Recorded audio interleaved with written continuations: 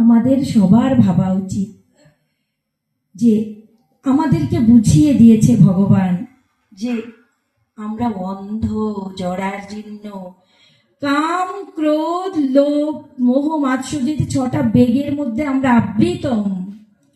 আমরা এই যে 6টা বেগ আমাদেরকে যে আকৃষ্ট করে ধরেছে, এই 6টা বেগ থেকে আমরা কিভাবে পরিত্রাণ পাব, কিভাবে আমরা এই অন্ধকার থেকে বেরিয়ে আসতে পারবো, আমরা কিভাবে মুক্তি পাবো, এই জায়গাটা মনে হচ্ছে যে ভগবানের কোনো জ্ঞান কর্ম ভক্তির মধ্যে গীতা। তাহলে দিক নির্দেশনাগুলোকে একটা ইন্ডিকেটর কিনা। আমরা যখন পথ চলি তখন এই মনে করেন মাধবপুর আপনার আর কত কিলোমিটার, এরকম কিছু ইন্ডিকেটর দেখায় না। বাড়ি লাগছে কেন?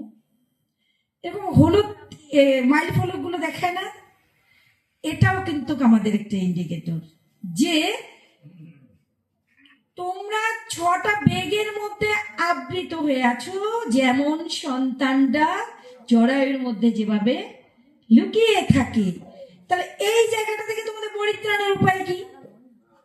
অন্ধকারে তো আছি। এই জন্যে কিন্তু আমাদেরকে প্রথম কাজ হচ্ছে গুরু ধরা।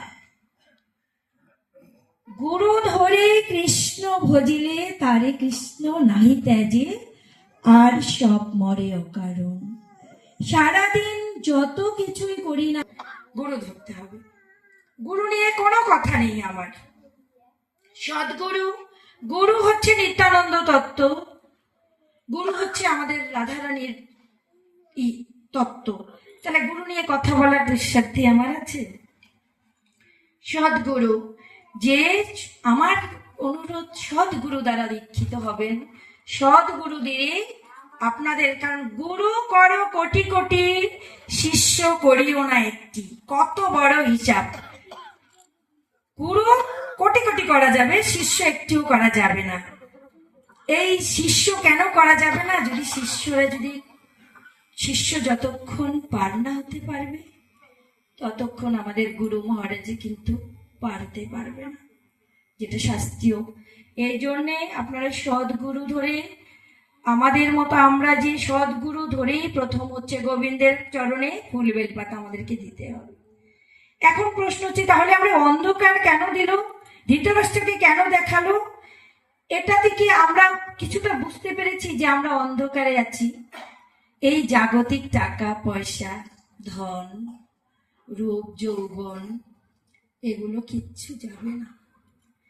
একটা সময়, আজ থেকে 20 বছর আগে আমরা নিশ্চয়ই এরকম ছিলাম না, আর 20 বছর পরেও কিন্তু আমরা কিন্তু এরকম থাকবো না। আমাদের এই আত্মার জন্মেবে আর মারা যাবে, আবার জন্মিবে আবার মারা যাবে। খুব ছোট করেই আমি আর একটু জিস্টে যাই, কারণ আপনারা তো অনেক ভাগবত পাঠ শোনেন। এই সিলেট জেলা হচ্ছে স্বয়ং গৌরাঙ্গ মহাপ্রভুর আবির্ভাব স্থল। সে জন্মগ্রহণ করেনি, কিন্তু সে কিন্তু আমাদের এখানেই জন্ম, মায়ের পেটে তো আসছে, আবির্ভাব হয়েছে না? এখানে হরিকথা, ভাগবত কথা, এখানে তো আশীর্বাদ স্বরূপ সিলেট। আর আমরাও আপনার মতো সাধুগুরু বৈষ্ণবের কৃপায় আমি অধম ঠাকুরগা থেকে সুদূর ছুটে আসি আপনাদের ভক্তদের শুধু চরণ ধুলি পাবার আসি, আর কোনো কিছু নেই। শুধুমাত্র আপনাদের সাধুগুরু বৈষ্ণবদের একটু চরণ ধুলি পাবার আশায় আজকে কিছু আলোচনার মধ্যে আমি যাব।